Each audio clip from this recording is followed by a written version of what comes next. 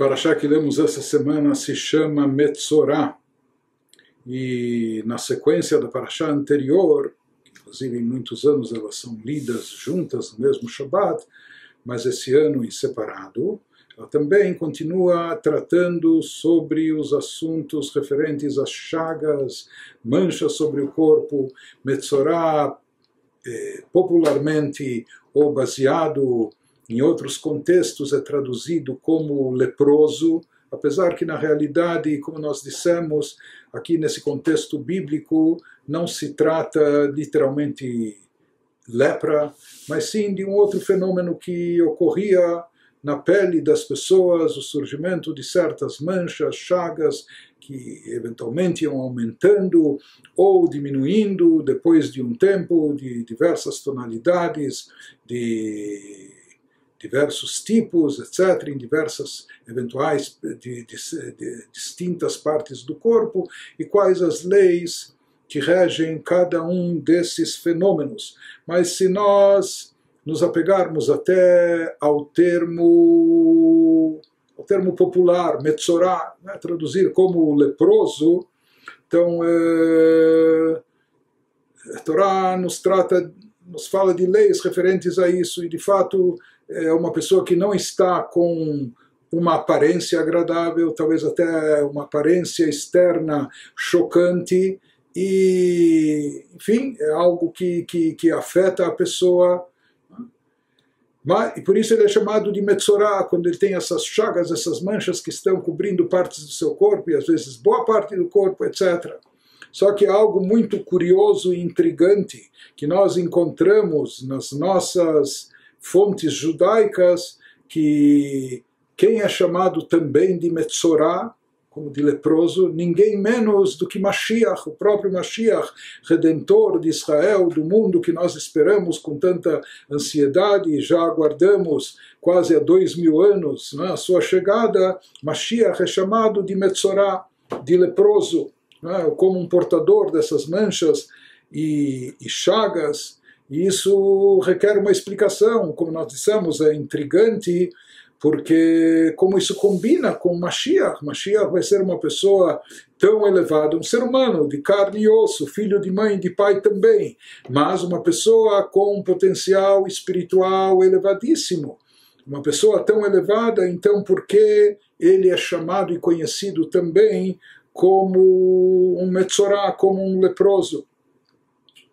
Então, na Hassidut nós encontramos uma explicação muito interessante e especial, que na realidade esse tipo de chagas ou esse tipo de manchas na pele era um fenômeno superficial, dermatológico, ou seja, algo que acontecia na pele da pessoa, mas na pele externa. Em outras palavras, uma pessoa que se encontrava nesse estado, os seus órgãos internos, seus órgãos vitais, seu cérebro, seu coração, seus pulmões, rins, fígado, o que for, os órgãos internos, não é, que são tão essenciais e delicados, eles estavam em ótimo estado. E essa pessoa, eventualmente, até se ela era submetida a exames de sangue, outros tipos de exames, então os exames também iriam sair bons. Em outras palavras, essa moléstia era algo que afetava a pessoa apenas no seu lado externo, apenas no lado superficial, na superfície da sua pele.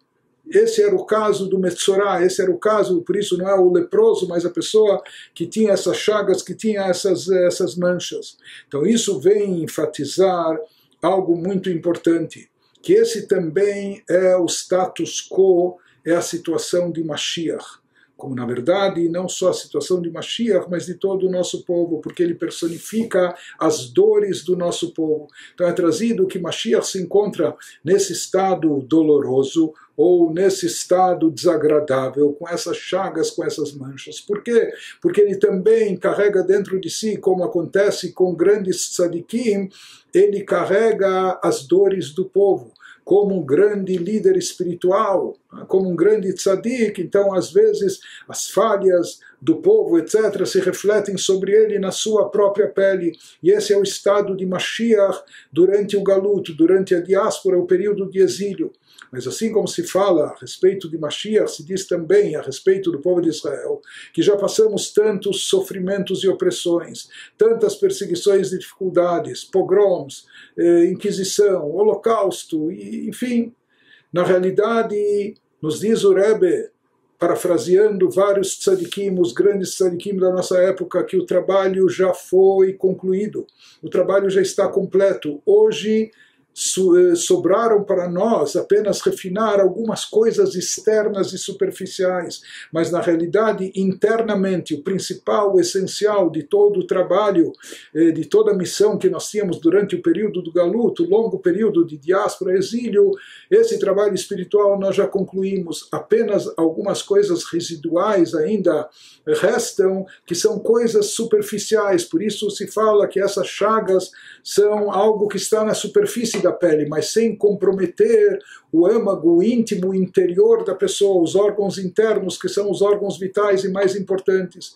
Então Mashiach também, ele se encontra nesse estado, por quê? Porque ele ainda carrega sobre si dores do nosso povo, mas isso afeta apenas o seu lado externo e superficial, da mesma forma que ocorre com o povo em geral, que, como nós dissemos, internamente, no íntimo, no âmago, estão completos. Há algumas falhas residuais ainda, mas isso só no plano externo, só no plano superficial.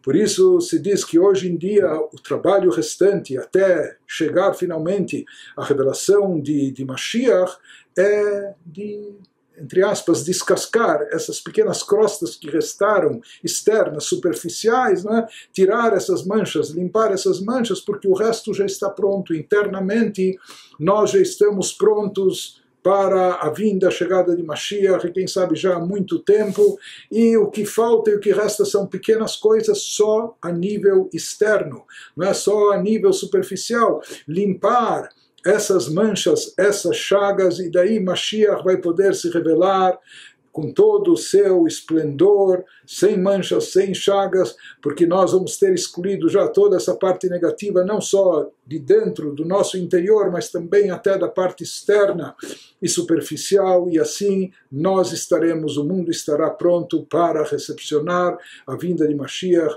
muito em breve já.